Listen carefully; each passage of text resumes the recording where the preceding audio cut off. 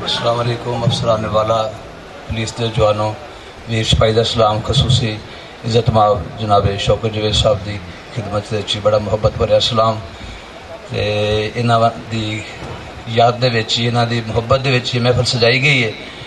तो बड़ा डॉक्टर साहब ने मेरा लम्मा चौड़ा तारफ कराता है। सिपाही का तारफ यही होंगे कि सिपाही है बस 100 पाई हो जिन्हें वो सिपाही होंगे है जी। तो 100 भाइयों से जो भारी हो भी सिपाही होंगे। इन्ना ही काफ़ी है कि मैं सिपाही हाँ तो पुलिस का सिपाही हाँ। गल ये है कि गल वो नहीं, गल ये है गल ओ नहीं, गल गल ते गल गल दा गल गल चों गल कढ़ के गल कर लई गल की है इस गल दा हल की।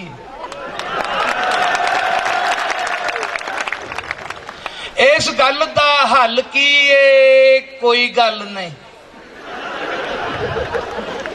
कोई गल नहीं। कल है सी अज कल नहीं, तेरे वल दी मेरे वल नहीं, हल हो के होई हल नहीं, किसे पल है पल पल नहीं, कोई गल नहीं।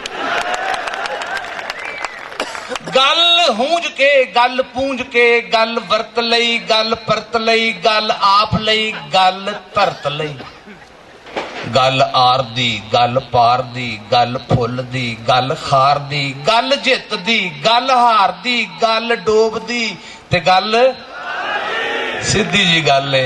गल्लां गल चों गल अज़म दी गल महफली गल बज़म दी गल पेश दी गल जज़म दी गल याद कर गल याद नहीं। और गल याद कर गल याद नहीं, गल आद मांग गल आद नहीं, तेरी मेरड़ी हमजाद नहीं, बर्बाद है आबाद नहीं।